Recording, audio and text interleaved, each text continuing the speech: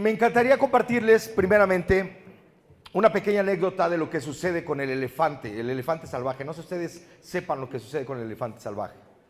¿No? Fíjense que es bien interesante porque la historia narra cómo de alguna manera atrapan a los elefantes cuando van a ser ocupados para el circo. Y entonces al momento de atraparlos, bueno, obviamente cuando se trata de gente, pues de alguna manera sin recursos, se necesita muchísima gente para poder atraparlo porque es un animal impresionantemente fuerte. Pero bueno, en estos tiempos ya nada más se seda, ¿verdad? Se le dispara, se seda y cae completamente rendido. Pero lo más interesante es que cuando despierta el elefante va a hacer todo lo imposible y lo posible por tratar de zafarse. Pero para este momento ya la gente ya tiene preparado el momento que se despierta, porque el momento de levantarse, pues son atados con cadenas completamente gruesas que les impiden obviamente el movimiento. Por eso no sé si de repente algunos de ustedes se han dado cuenta que en los circos los elefantes regularmente tienen una oscilación, o sea, se tratan como de mover. ¿Sí se han dado cuenta? Bueno, pues es interesante porque este movimiento efectivamente llega a su subconsciente porque traen esas cadenas. Obvio, tienen que ser cadenas, como ya lo dije, completamente grandes y gruesas para que este animal no se pueda zafar. Pero lo más interesante es el tiempo. Después de un cierto tiempo, a este elefante, para ya no lastimarlo más, se le quitan estas cadenas y se le puede poner un mecate mucho más grueso, una cuerda gruesa, y el elefante va a tratar de seguir, tratar de liberarse con la fuerza y no lo va a conseguir. Lo más interesante que sucede con este elefante es que con el tiempo, y a través del tiempo, a través de un ratito más, le pueden quitar esa cuerda gruesa y le pueden poner un mecate, que el elefante se va a quedar ya grabado, que no se puede zafar. Así le pudieran poner un mecatillo, para que ustedes se den cuenta, el elefante ya no va a poder hacer ni siquiera muchas veces el intento de zafarse, porque ya tiene en su subconsciente que está esclavizado. El tema que me toca compartir con ustedes se llama el pecado, y es ciertamente lo mismo que sucede en nuestras vidas. Esa esclavitud que de repente nosotros podemos encontrar en nuestras vidas, esas cosas que de repente nos metemos en la cabeza y que nos atrapan, y que después de atraparnos, que es lo más interesante, después de atraparnos nos damos cuenta que a veces ya no hacemos ni el intento por zafarnos. Vivimos en una vida de pecado. Obviamente nos han hablado del amor de Dios, ¿verdad? Bellísimo, nos ama personalmente, Cristo murió por nosotros porque es por amor, efectivamente. Pero lo más interesante es que esta suma de pecados nos lleva al alejamiento. Lo que pasa con el hijo pródigo, ya saben, ¿no? Pero vamos a analizar la palabra del Señor en el libro de Samuel, en el primer libro de Samuel. Ustedes saben que a partir del capítulo 16 hay una persona que viene a marcar una diferencia enorme de cómo reinar. ¿Alguien me puede decir quién es? David, un niño que dice la palabra del Señor que tiene una hermosa presencia, gratos ojos, bellos ojos, y que aparte de todo eso sabe tocar la cítara, es músico. Por eso es que dije, bueno, vamos a hablar de los músicos, bueno, vamos a relacionarlo con músicos. Y este David me encanta porque es un niño que en primer lugar es escogido por Yahvé. ¿Por qué es escogido? ¿Quién me puede recordar por qué es escogido por Yahvé? Sí, pero ¿por qué es escogido? ¿Qué pasa antes? Mire, el antecedente es el capítulo 15. Dice la palabra del Señor: un día Samuel le dijo a Saúl: el Señor me ha enviado para consagrarte como rey. En primer lugar, había un rey antes que David. Sí, ¿cómo se llamaba ese rey? Saúl. Y mire qué interesante, porque Yahvé le dice: mira, estoy harto de este pueblo, quiero que acabes con ellos, no te quedes con nada. Y mire, lo interesante es que Saúl desobedece el mandato de Dios. Y cuando desobedece el mandato de Dios, por supuesto que vienen consecuencias. Por eso es que la desobediencia es el primer, óiganlo bien, es el primer caso impresionante para los músicos. Regularmente hablar de los músicos obedientes en la iglesia no existen. ¿De verdad, padre? ¿En serio? ¿En serio? Sí. Digo, no los conozco, ¿verdad? Pero yo pasé por eso, me explico. Al hablar de lo que vamos a hablar aquí, yo creo que voy a relacionarme demasiado, porque una de las características muy interesantes que sucede con los músicos es que se vuelven desobedientes, desafortunadamente. La obediencia es el primer paso para perder lo que Dios nos ha regalado. Eso es un hecho. Y mire, precisamente sucede con el rey Saúl. El rey Saúl desobedece una orden de Yahvé y le dice: no, ya no quiero a este joven, ya no lo quiero como rey, quítenlo. He encontrado un belenita, he encontrado a David, le dice. Y le dice a este profeta: ve a la casa de Jesé, que es el papá de David, y le dice: y conságralo rey. Sucede algo bellísimo. Llega Samuel a la casa de David y cuando llega se encuentra con algo agradable. Le dice al Señor, oiga Señor, al papá de David, vengo a consagrar a uno de tus hijos. ¿Y sabe qué es lo más interesante? Pasan a Abinadab, un hombre que estaba preparado para la guerra, por supuesto. Los 7 hijos de Jesé estaban preparados para la batalla. Lo más interesante es que aquí pasan a Abinadab y dice la palabra del Señor que el profeta dice, es este. Y de repente Yahvé Dios le dice, no, hey, aguas, porque yo no me fijo en las partes externas, yo no me fijo en apariencias, yo me fijo en el corazón. Mire qué interesante, si usted y yo estamos aquí, no crea que porque somos muy guapos, ni porque somos extraordinariamente buenos para tocar un instrumento, ni porque somos excelentes cantando. Eso no es real. Es más, tan cierto como voltea a ver a la persona que tenga a un lado y no se ría nada más. ¿Es verdad o no es verdad? ¿Se da cuenta? No es por las características físicas que Dios nos escoge, es porque Dios ve el anhelo del corazón del hombre.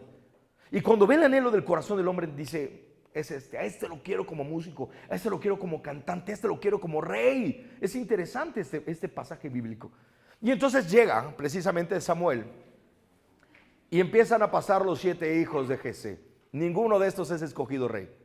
Y de repente le hace la pregunta extraordinaria, oye, ¿ya no tienes más hijos? ¿Ya no tendrás otro coladito por ahí? ¿Y qué cree que dice el papá? Sí, tengo al más pequeño que está cuidando el rebaño.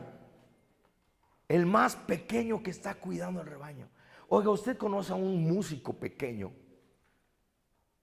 ¿Por qué habrán pasado? Mire, yo le quiero hacer esta pregunta interesante. ¿Por qué habrán pasado todos los hijos de David y todos los hijos de Jesé? ¿Y por qué no habrá pasado David primero? ¿Quién era el más pequeño? ¿Por qué no? ¿No será que todo el mundo desprecia a lo más pequeño? ¿No será que todo el mundo quiere ser rey? Pero nadie quiere cuidar el ganado, nadie quiere cuidar a las ovejas. ¿No será que todo el mundo quiere salir en las fotos? ¿No será que todo el mundo anda buscando fama y presencia personal y no se atreve ni siquiera a servirle al prójimo? No se quiere hacer pequeño.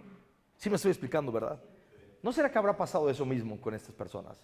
Todo el mundo buscaba la corona, todo el mundo quería ser rey, pero mire, desafortunadamente Yahvé no los había escogido a estos.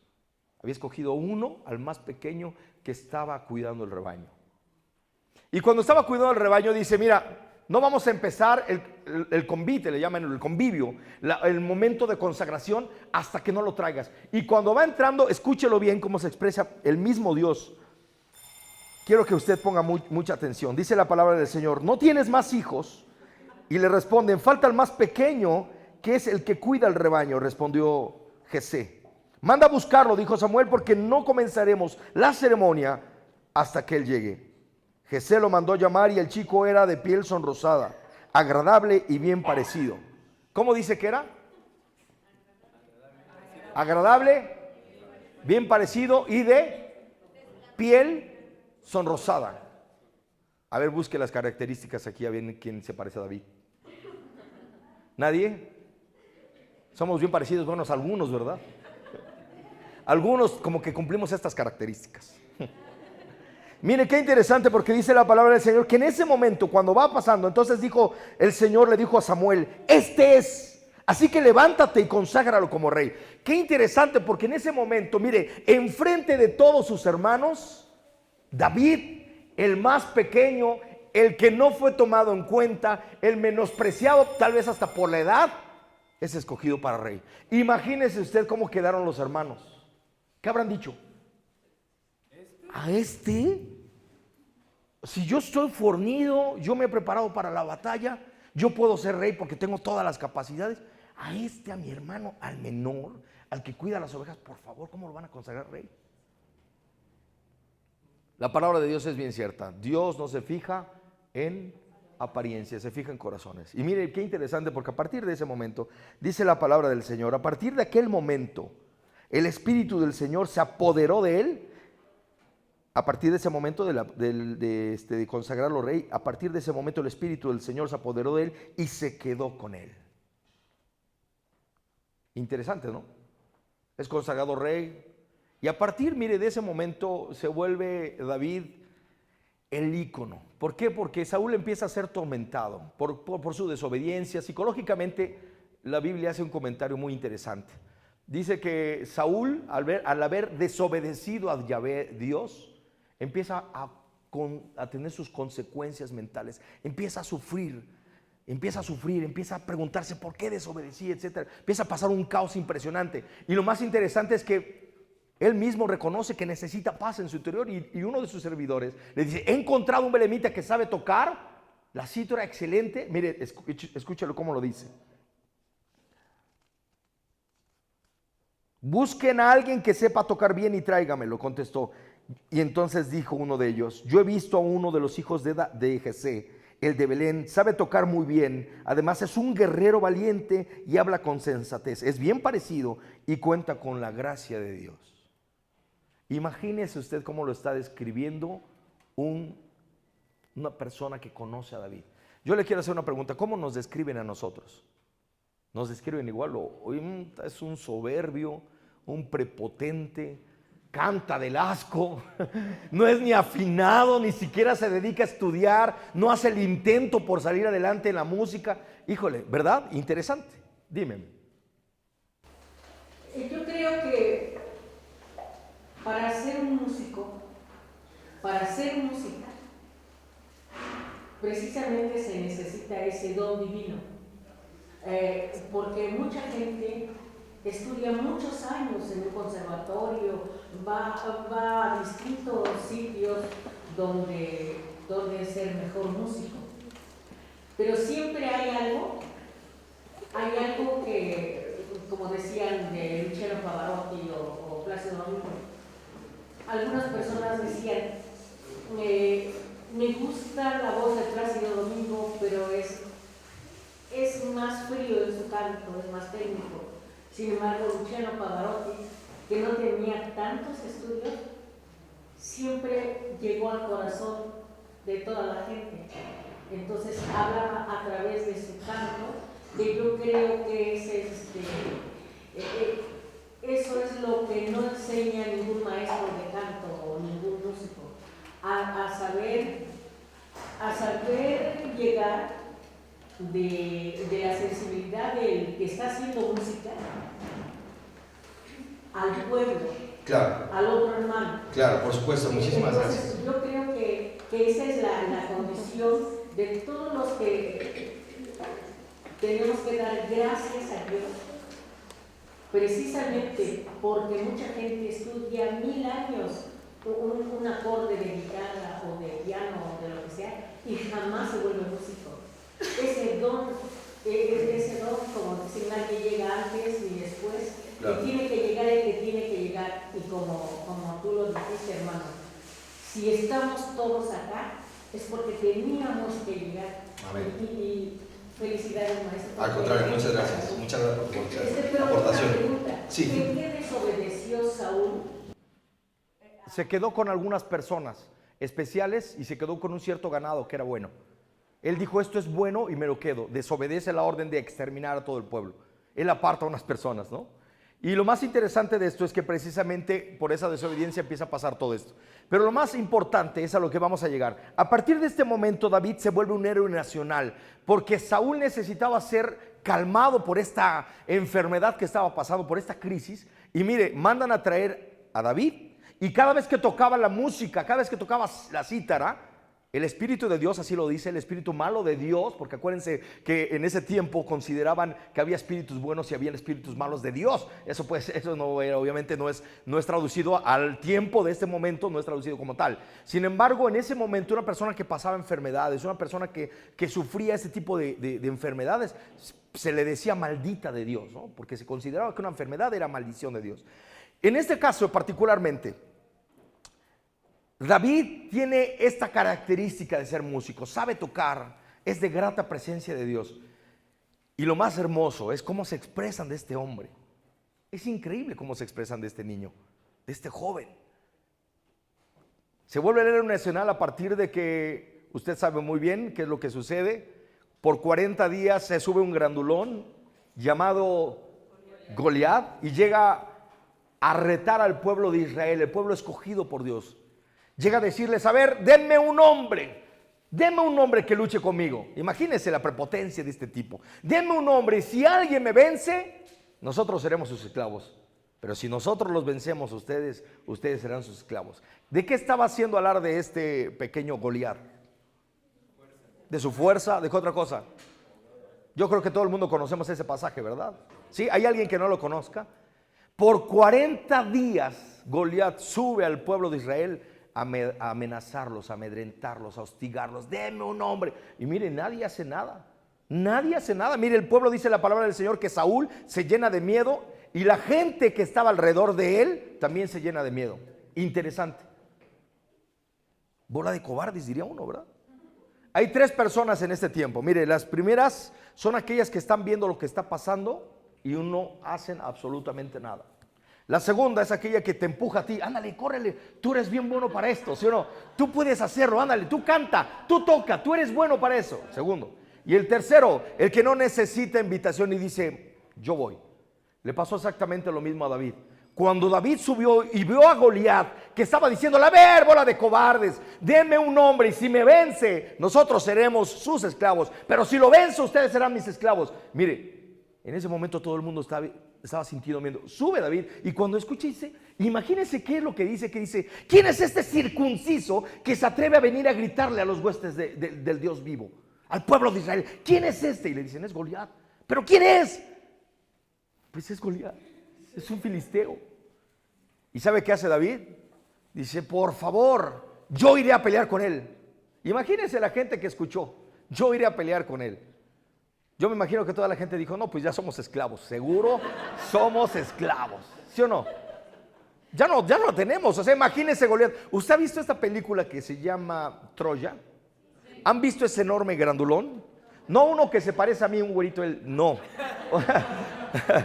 No, un enorme grandulón así todo bien fornido que ven que llega a gritar, ¡ah! Y llega este señor que le hace de ¿cómo se llama este tipo?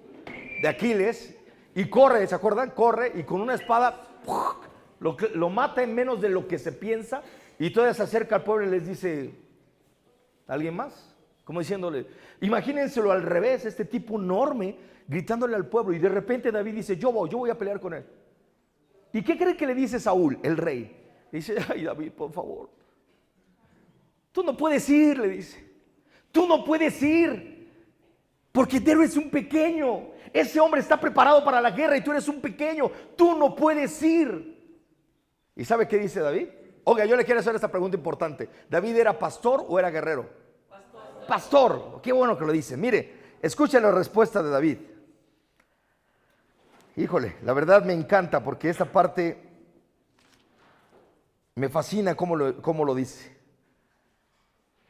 David contestó, cuando yo, el servidor de su majestad, cuidaba las ovejas de mi padre, si un león o un oso venía y se llevaba una oveja del rebaño, iba detrás de él y se la quitaba del hocico, y si se volvía para atacarme, lo agarraba por la quijada y le daba de golpes hasta matarlo. Así fuera un león o un oso, este servidor de su majestad lo mataba. Y si este filisteo incircunciso le va a pasar lo mismo porque ha desafiado al ejército del Dios viviente.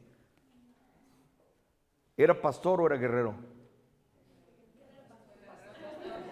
Era pastor, pero era un excelente guerrero. A su nivel, a su edad, pero no le daba absolutamente nada de miedo, nada. Llegaba el oso o león, le quitaba la oveja y mire, este tipo se iba tras él, se lo quitaba de las fauces y se regresaba. Y dice que si se regresaba a atacar, ¿lo que hacía? Lo tomaba y mire, a golpes lo mataba. Era un guerrero, ¿sí o no era un guerrero? Qué interesante. ¿Tú eres un guerrero o eres un pastor? No me lo respondas. Tú analiza los tiempos que estamos viviendo, porque hay que enfrentarnos al pecado. Hay que enfrentarnos a aquello que nos espanta. Muchos de nosotros hemos vivido una vida a veces buena, a veces mala, pero siempre hay Goliats en nuestras vidas. Siempre hay alguien que nos quiere espantar, siempre hay alguien que nos quiere volver esclavos. Siempre hay alguien que quiere decir, tú no eres nada, contra mí, por favor. Y en los músicos, ¿qué tal se da la soberbia? Yo soy el que toca, y si yo toco, baja el Espíritu Santo, y si no toco, no baja el Espíritu Santo porque yo tengo la llave, ¿sí o no? Y yo tengo la unción. ¿Sí o no? Mire qué interesante. Para ir terminando. Después de que usted sabe muy bien que David pelea con Goliat, ¿cuántas piedras saca David? Una piedra. ¿De cuántas las llena? Su morralito de pastor, ¿de cuántas piedras las llena? 5. No, sí, 5. Una sola mata a Goliat. Pum, se le entierra en la cabeza, cae y muere. Qué interesante. Esto significa hacer bien las cosas del principio, dominar el instrumento, dominar aquello que Dios nos ha regalado. No la piedra va a dominar al hombre, no la guitarra va a dominar al hombre. Dios te da la capacidad de dominar tú. ¿Me explico? Después de todo esto pasa algo muy interesante, que es a lo que quiero llegar. Y esto está en el segundo libro de Samuel. Dice la palabra del Señor en el capítulo 11, versículo 1 y siguientes. En cierta ocasión, durante la primavera, que es cuando los reyes acostumbraban salir a campaña, David envió a Joab y a sus oficiales con todo el ejército israelita, y destruyeron a los amonitas y sitiaron la ciudad de Rabá. David, sin embargo, se quedó en Jerusalén. Una tarde, al levantarse David de su cama y pasearse por la azotea del palacio real, vio desde allí a una mujer muy hermosa que se estaba bañando. Esta mujer estaba apenas purificándose de su periodo de menstruación. David mandó que le averiguaran quién era ella, y le dijeron que era Betsabé, hija de Eliam y esposa de Urías, elitita. David ordenó entonces a unos mensajeros que la trajeran y se acostó con ella, después de lo cual ella volvió a su casa. Palabra del Señor. ¿Se está dando cuenta de lo que está pasando con David? Ese pequeño, bonito, agradable, rosado, piel rosadita, que tenía unos ojos bellísimos, que estaba consagrado para ser rey. Porque déjeme decirle una cosa, un profeta, más bien un rey que era consagrado para rey, obviamente, mire qué interesante, no se podía ir de las batallas. El rey tenía que estar siempre en todas las batallas habidas y por haber. ¿Qué es lo que pasa con David? David un día decide mandar a su ejército, se queda en Jerusalén y de repente, entre el transcurso de la ociosidad, ¿verdad?, el no hacer nada, empieza a caminar derecha, izquierda, se da cuenta, voltea, anda, porque aparte dice, se levanta una tarde. O sea, imagínense, un rey tenía que levantarse desde temprano, tenía ciertas requisiciones para ser rey, etcétera, y él se levanta muy tarde, y después de eso ve a Betsabé. Yo me imagino que era un cuerpo de Coca-Cola para haberse fijado en ella, porque pues obviamente en ese momento pues había muchas mujeres bellas, ¿verdad? La vio, y cuando se estaba bañando, o sea, encuerada, la vio y dijo, ¿quién es esta mujer? Es Betsabé, esposa de Urías, elitita, tu siervo, tu servidor, tu guerrero, el que está en tu mejor equipo, el equipo A, por decirlo. Es uno de tus guerreros, de los fuertes. No importa, tráigamela. Usted sabe lo que pasa, ¿verdad? Esta mujer queda embarazada. David manda a traer Urías, al esposo de Betsabé. Le invita de comer y le obsequia un regalo de la mesa real, que esos regalos no tenían por qué ser entregados sino hasta después de haber terminado la batalla. Sin embargo, le dice, mira, ten un regalo ya para ti. Casi le está diciendo, para ti ya terminó la guerra, ten, aquí está tu regalo, regresa a tu casa. ¿Y saben qué hace Urías? Se queda en la puerta del palacio, no va a la casa de su esposa, no va a su casa, se queda ahí. Y le mandan a decir, oye, tu guerrero se quedó ahí. Y entonces todo el mundo dice, ¿cómo crees? Sí. Y entonces lo vuelve a llamar, sube a su casa, le invita de comer, ¿y qué cree? Lo empieza a embriagar, hasta que estaba completamente borracho, de haber dicho, ahorita sí borracho, mire, va a tener aquí un poquito de ganas de llegar con la mujer, ¿verdad? Ahora sí, llégale, vamos a tu casa. ¿Qué cree? Urías no va a su casa. Cuando se entera David, dice, no puede ser. Y empieza la maldad de David cada vez más. ¿Se está dando cuenta cómo está evolucionando? Cada vez más y más se va agrandando su pecado. Llega un momento que manda una carta y esa carta se la entregan al jefe. Y el jefe, cuando la lee, dice, por favor dejen a Urías en medio de la batalla, y cuando la batalla esté en su esplendor, esté lo más fuerte, déjenlo solo, retírense y que se quede solo para que lo maten. ¿Dónde está el corazón de ese hombre? ¿Qué había pasado con David? Ustedes, yo les quiero hacer una de las últimas preguntas que les quiero hacer. ¿Ustedes por qué creen que peca David? Por desobedecer. Así en corto, por favor. Yo creo que David se enamoró. ¿Se enamoró? ¿Alguien más? El amor de Dios. Así rapidísimo, nada más rápido porque tengo poco tiempo. ¿Mande? Por soberbia. ¿Por qué otra cosa? Se le subió. Se aleja de Dios. ¿Qué otra cosa? Ocio. Bueno, me encanta esa palabra ocio, pero ¿por qué viene el ocio? ¿Por qué? Por no hacer nada. ¿Pero por qué viene el no hacer nada? ¿Por qué?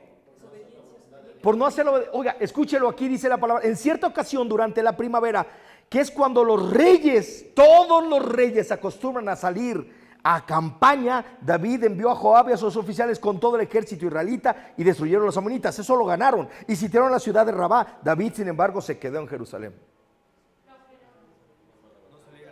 No salir a la batalla. Mire, usted y yo estamos en un proceso hermoso de vivir en la música, de cantar para Dios. Eso es bellísimo, pero el no hacer lo que corresponde hacer dentro del ministerio nos lleva a pecar. No hacer la parte que te corresponde hacer, no cumplir con tus obligaciones como músico. Y digo, si lo enfatizamos un poco a la parte humana, el no hacer lo que tenemos que hacer como cristianos nos lleva a pecar, nos lleva a acostumbrarnos. ¿Sabe qué es lo más interesante? Es que después de David, después de que muere Urías ahí en la batalla, dice la palabra del Señor que David manda a traer a Betsabé y Betsabé vive con él en su casa. Te acostumbras a pecar. Te acostumbras a pecar y tanto es la costumbre que mandas a traer el pecado y lo vives con él en tu casa. ¿Me explico? Obviamente hay consecuencias. En la vida tenemos tres cosas importantes. Una, pruebas de Dios. Las pruebas de Dios siempre van a ser para crecer. Siempre nos van a hacer crecer. Aunque sean difíciles, siempre nos van a hacer crecer. Segundas, tentaciones de Satanás. Bueno, las primeras sí no son opcionales. Las tentaciones de Satanás sí son opcionales. Las tomo o no las tomo, pero esas siempre te van a destruir. Y la tercera, consecuencias de nuestros actos. ¿Qué estaba viviendo David? Una consecuencia de su acto, de no haber ido al llamado, de no estar reinando, de no hacer lo que le correspondía. Mire, nosotros estamos acostumbrados, chavos y hermanos, jóvenes, todos. Estamos acostumbrados a vivir una vida muy tradicional, un cristianismo muy superfluo, muy pues si me gusta voy, si no quiero, si no me nace no hay problema, yo voy cuando a mí se me pegue la gana, yo voy cuando sienta, ¿verdad? Porque creemos que la fe es un sentimiento y estás completamente equivocado, la fe es una convicción. Si fuera un sentimiento, créame que desde el primer año tal vez que se me acabó el sentimiento, el noviazgo con el Señor, las bodas de ¿cómo le llaman por ahí? Las bodas de miel, ya me hubiera ido. Tengo 29 años aquí, no porque haya sido algo sensacionalista, no porque haya sido un sentimiento, sino porque estoy por convicción. Y el estar por convicción obviamente te ayuda en un proceso impresionante en tu vida. No importa que hayas caído en el pecado, no importa que hayas caído en muchos relajos en tu vida, lo importante es que Dios te vuelva a rescatar. Nosotros estamos acostumbrados a vivir un catolicismo muy superfluo, muy tranquilo. Nos dedicamos a cantar a Dios, pero no nos preparamos. Cantamos puras canciones evangélicas que van en contra de nuestro dogma de fe y seguimos cantando porque nos interesa más cantar exactamente igual como canta el otro cantante que está de moda, hacer algo propio o cantar música católica. El pecado de nuestra vida, querido hermano, nos separa completamente de la gracia de Dios. Lo que sucede con David es que va perdiendo poco a poco la gracia de Dios, tanto es así que lo cega. Y en el momento de cegarlo comienzan sus tonterías. Comienza a hacer cosas que obviamente le van a perjudicar. Mire, él después de esto iba a nacer el niño y llega un profeta, el profeta Natán, y le dice: oye David, fíjate que había un hombre que tenía muchas ovejas, pero era muy rico, y el otro que era bien pobre solamente tenía una oveja, una sola oveja. Y cuando llegaron a visitarlo a este rico, dijo: no voy a tocar ninguna de mis ovejas, mejor voy y se la quito al pobre, que tiene una, y se la quita, dice. Y entonces, ¿qué cree que David dice? Pero por Yahvé, ¿qué es esto? Dice, necesita ser muerto, hay que matar a ese desgraciado, así lo dice, ¿no? Con unas palabras más fuertes tal vez. ¿Y sabe qué sucede? Dice Natán: ese hombre eres tú, le quitaste la única oveja que tenía ese hombre. David se arrepiente y dice: me arrepiento de lo que he hecho. Y entonces el profeta le dice: sí, Dios perdona tu arrepentimiento, mas no tu consecuencia. Tu hijo morirá. ¿Y qué creen? El hijo muere. Acepta su consecuencia. Mire, queridos jóvenes, hermanos, El pecado tiene una consecuencia gravísima: separarnos de la gracia de Dios. Musicalmente hablando, si nosotros nos volvemos soberbios, aunque estemos cantando lo más hermoso, se va a notar la diferencia.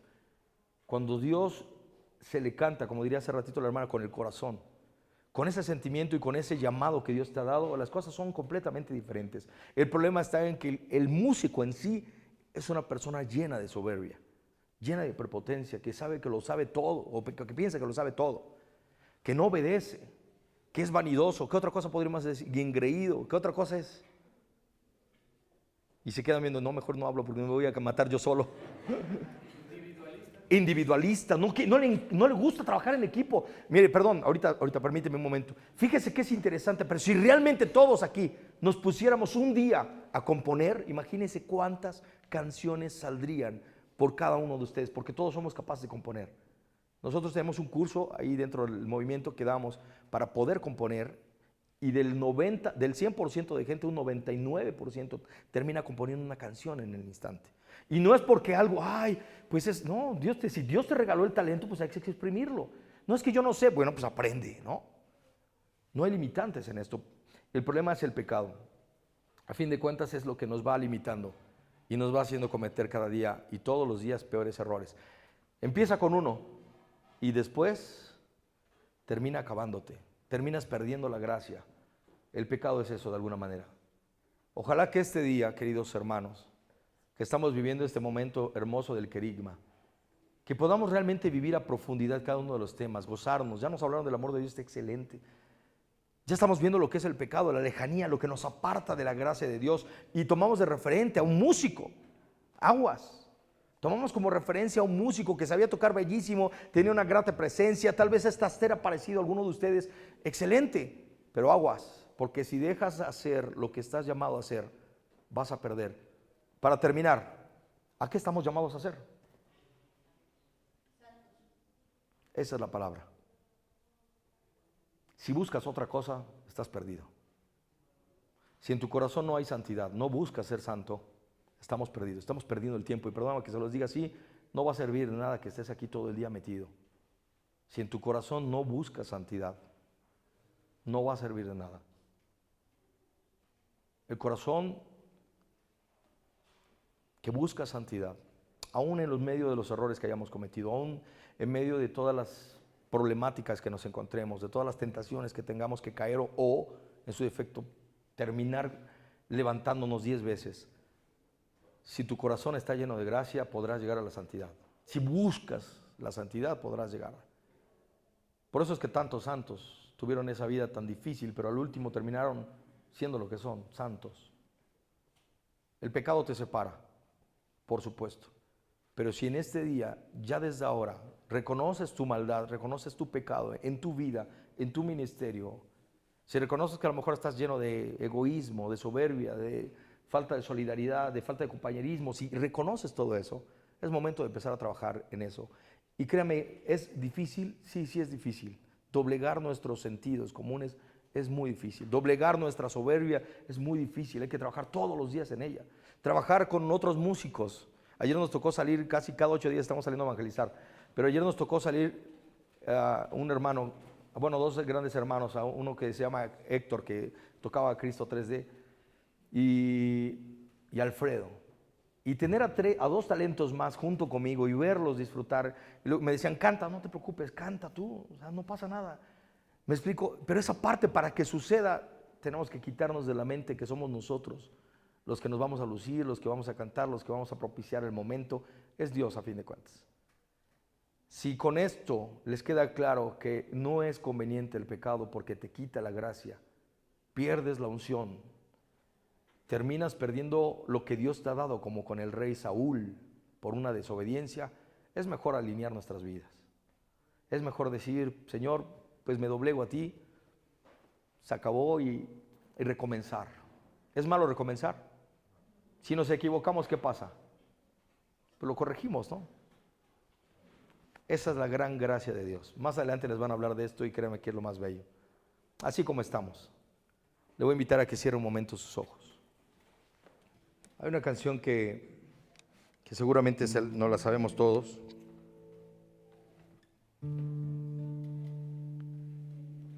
que me encantaría que ahí con tus manos en tu corazón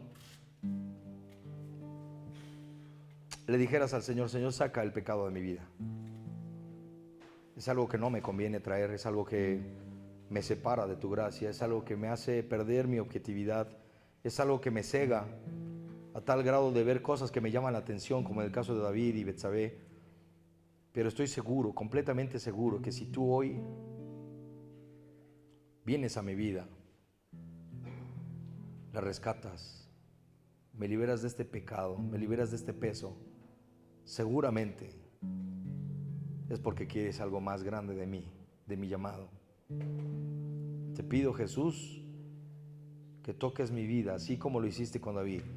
Si ya me escogiste, Señor, dame el chance de no caer. Y si ya caí, Jesús, dame la oportunidad que con tu misericordia y tu gracia sea rescatado. Gracias, Señor. Te alabamos y te bendecimos. Gracias. Tu Señor, sabes bien lo que yo tengo guardado en mi interior, todo aquello que me aturde, lo que no puedo olvidar, esas cosas que no dejan caminar. Tu Señor, que hasta hoy me has seguido en cada paso de mi vida y me has dado grandes cosas que no puedo olvidar, los momentos que en mi vida quedarán. Por eso ven, Señor Jesús, que te quiero hoy decir que mis ojos se han abierto y que sin ti no puedo más seguir. Ven, Señor Jesús, que ahora tengo el corazón con un grito que me pide tu amor. Señor, te pedimos que nos liberes de cualquier esclavitud, de nuestros pecados, que nos des la fortaleza para enfrentar nuestras debilidades, que envíes tu Espíritu Santo, Jesús, para que se mantenga en nosotros. Pero lo más importante, Jesús, que no dejemos de hacer lo que nos toca hacer. Gracias por este día. Te pedimos bendiciones para cada uno de los que formamos parte de esta parroquia. Y te pedimos que también nos des la oportunidad de colaborar, que nos des la oportunidad de trabajar en equipo. Gracias, Señor. Amén. Amén.